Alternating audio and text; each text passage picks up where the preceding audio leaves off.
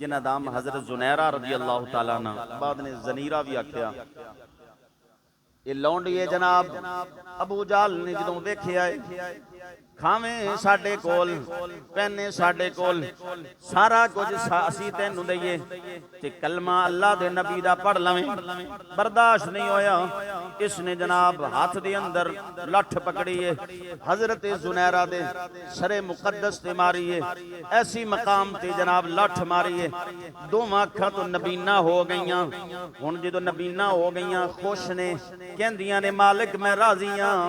क्यों जड़ी मुसीबत आई है दुनिया दी वजह तो नहीं आई, तेरी मोहब्बत दी वजह तो आई। मुसीबत भी आई है तेरे नबी दी वफादारी दी वजह तो आई है, तेरे महबूब दे नाल वफादारी करदियां करदियां मुसीबत आई है। अल्लाह तू ही हल करन वाला है, मैं राजी हां।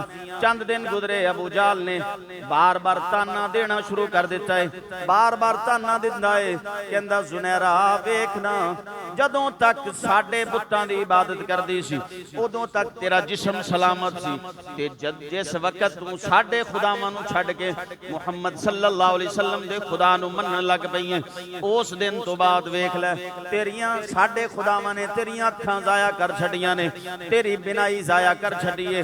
जिदों ये ताना मिलिया है हजरत ज़ुनैरा ने ओही तरीका अपनाया है जिहड़ा कुरान ने दस्सिया है, जिहड़ा मुस्तफा दे फरमान ने दस्सिया है। हजरत ज़ुनैरा किसी और कोल नहीं गईयां। हजरत ज़ुनैरा ने जदों ताना सुनिया है, जदों ताना सुनिया है आके रब दी बारगाह दे अंदर वुजू करके सजदे दे अंदर पै गईयां। कहन लगियां कायनात दे मालिका हजारां ताने ते हजारां दुख हजारां तकलीफां तेरे वास्ते बर्दाश्त कर सकनियां, लेकिन अज इन्हें अजीब गल कीती है। बदबख्त कहंदा है मेरी बिनाई ते खुदावां ने जाया कीती है। मालिकुल मुल्क परवरदिगार बीमारी भी तेरी तरफों आंदी है, शिफावां दा मालिक भी तेरी जात है। ए मेरे मौला परवरदिगार अगर ये ताना ना दिंदा मैं कदी भी तेरे कोलों नहीं सी मंगना, मैनू अखां वापस कर दे। परवरदिगार मैं इस गल ते राजी हां, तू जिवें रखे मैं राजी हां। मौला कायनात हुण ताने मारदा पिया है, मेरे खुदावां ने तेरी बिनाई जाया कर दित्ती है।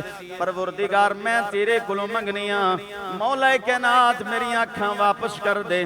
लिखिया किताबां दे अंदर, सीरत दीयां किताबां दे अंदर फरमाया फिर होया कि सजदे दे अंदर पईयां ने नबीनियां ने, जदों सजदे चों सिर उठाया है मालिक ने अखां वापस